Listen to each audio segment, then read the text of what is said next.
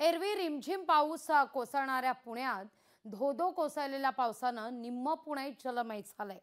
अचानक आलेल्या पावसानं पुणेकरांची अक्षरशः दाणादाण उडाली होती।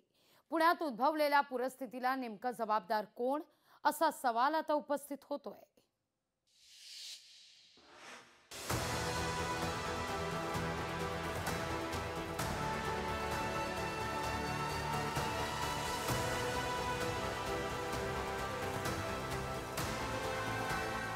पुण्यात कोसळलेल्या मुसळधार पावसामुळे पुणे अक्षरशः बुडाल्याची स्थिती निर्माण झाली होती। पुण्यातल्या अनेक सोसायट्यांमध्ये पावसाचं पाणी शिरलं होतं। पुराचं पाणी एवढं वेगानं वाढलं की पुणेकरांना नेसत्या कपड्यांनिशी घरातून बाहेर पडावं लागलंय।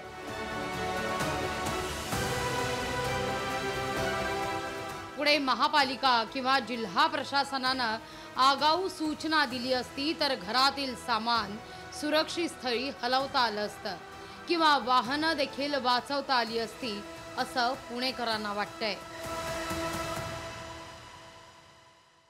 प्रशासनाला काही घेणंच नाहीये लोकांशी। लोक त्यांना फक्त पैसे खायचे, बस फक्त पैसे खायचे। त्यांना इतके पैसे खायचे, त्यांना इतके पैसे खाऊ घाला की मारून टाका त्यांना पैसे खाऊ घालून।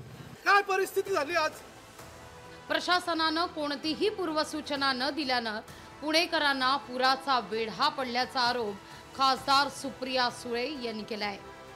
जब उनको पता था इतनी बारिश होने वाली है, अलर्ट तक किया था, फिर रेड अलर्ट क्यों नहीं किया पहला मुद्दा। और दूसरा, जब पानी छोड़ने वाली थी सरकार तब आधा पौना घंटा एक तो बिजली बंद करनी चाहिए थी पूरे एरिया की। पता है आपको वहाँ फ्लडिंग होने वाली है, फ्लड एरिया है, वहाँ से लोगों को निकालना चाहिए था पहले, उसके बाद पानी छोड़ना चाहिए था।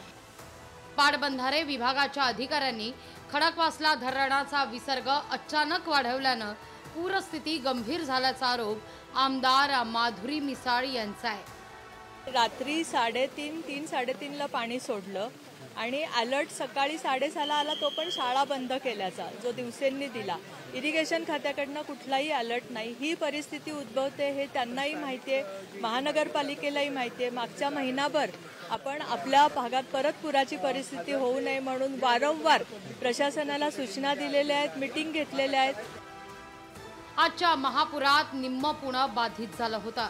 आतापर्यंत रिमझिम पाऊस पाहिलेल्या पुणेकरांनी धोधो कोसळणारा आता पाऊस पाहिलाय। चंद्रशेखर भांगेंसह अमोल धर्माधिकारी, लोकशाही मराठी, पुणे। लोकशाही मराठी ऐका, पहा, जागरूक रहा।